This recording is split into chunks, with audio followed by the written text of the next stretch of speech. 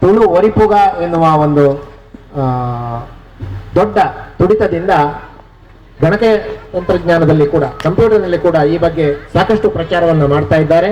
ವಿವಿಧ ಪತ್ರಿಕೆಗಳಲ್ಲಿ ಇವರ ಚುಟುಕುಗಳು ಕವನಗಳು ಪ್ರಕಟವಾಗಿವೆ. ಈಗ ಕಾವ್ಯಸುತ ಎಂದು ತಮ್ಮನ್ನು ಕರೆದುಕೊಳ್ಳುವ ಶ್ರೀ ಮಹೇಂದ್ರನಾಥ್ ಸಾಲತ್ತೂರು ಇವರು ನಿಮ್ಮ ಮುಂದೆ 2 ಅಥವಾ 3 ಚುಟುಕನ್ನ ವಾಚಿಸಲಿದ್ದಾರೆ.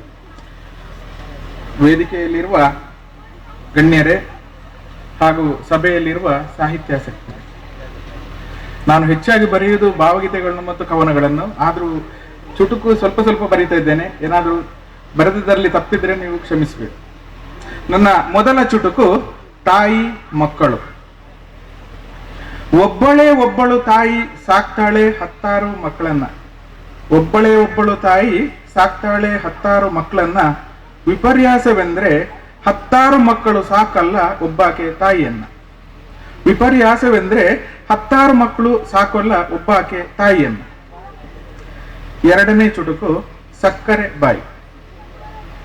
ಮೇಡಮ್ ಹೇಳಿದ್ರು ನಿನ್ನೊಡನೆ ಅವಳು ನಕ್ಕರೆ ಅವಳ ಬಾಯಿಗೆ ಹಾಕು ಸಕ್ಕರೆ. ಮೇಡಮ್ ಹೇಳಿದ್ರು ನಿನ್ನೊಡನವಳು ನಕ್ಕರೆ ಅವಳ ಬಾಯಿಗೆ ಹಾಕು ಸಕ್ಕರೆ. ಚಮಚ ಎತ್ತಿದ್ದೇ ತಡ ಬೇಡ ಎಂದಳು ಅವಳು, ಅವಳಿಗಿದೆ ಕಾಯಿಲೆ ಸಕ್ಕರೆ. ನನ್ನ ಮೂರನೇ ಚುಟುಕು ಇದು ತುಳುವಲ್ಲಿದೆ, ಮಕ್ಕಳಿಗೆ ಉಪಯೋಗ ಆಗುವಂಥದ್ದು. ಪರೀಕ್ಷೆ ಅಂತ. ಅಮ್ಮ ಅಮ್ಮ ಕ್ಲಾಸ್ಡ್ ಪೂರಾ ಪ್ರಶ್ನೆಗೆ ಉತ್ತರ ಯಾನೆ ಪಣ್ಣೆ. ಅಮ್ಮ ಅಮ್ಮ ಕ್ಲಾಸ್ಡ್ ಪೂರಾ ಪ್ರಶ್ನೆಗೆ ಉತ್ತರ ಯಾನೆ ಪಣ್ಣೆ. ಆಂಡ ದಾದ ಮಲ್ಪಡಮ್ಮ ಪರೀಕ್ಷೆಡು ಮಾತ್ರ ಮಾತೆಟ್ಲ ಸೊನ್ನೆ. ಆಂಡ ದಾದ ಮಲ್ಪಡಮ್ಮ ಪರೀಕ್ಷೆಡು ಮಾತ್ರ ಮಾತೆಟ್ಲ ಸೊನ್ನೆ. ಧನ್ಯವಾದ. ಮಹೇಂದ್ರನಾಥ್ ಸಾಲತ್ತೂರು ಅವರು ಶ್ರೀಯುತ ರವಿಶಂಕರ್ ಒಡ್ಡಂಬೆಟ್ಟು ಅವರಿಂದ ನೆನಪಿನ ಕಾಣಿಕೆಯನ್ನು ಸ್ವೀಕರಿಸಬೇಕಾಗಿ ಕೋರ್ತೇನೆ. ಮುಂದೆ ಕುಮಾರಿ ಜಯಶ್ರೀ ಇಡುಕಿದು ಇವರು ನಮ್ಮ ಮುಂದೆ ಕವನವನ್ನು ವಾಚಿಸಲಿದ್ದಾರೆ. ಈಗ ತಾನೇ SSLC ಅಥವಾ 10ನೇ ತರಗತಿಯನ್ನ ಪೂರೈಸಿ ಮುಂದಿನ ವ್ಯಾಸಂಗಕ್ಕೆ ಹೆಜ್ಜೆ ಇಡುತ್ತಾ ಇರುವಂತಹ ಭರವಸೆಯ ಕವಯಿತ್ರಿ ಈಕೆ. ಜೊತೆಗಾರ ಎಂಬ ಒಂದು ಕವನ ಸಂಕಲನ ಈಗಾಗಲೇ ಬಿಡುಗಡೆಯಾಗಿದೆ.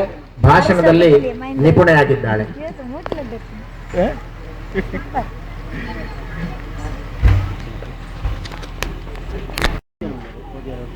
ಎಲ್ಲರಿಗೂ ನಮಸ್ಕಾರ. ನಾನು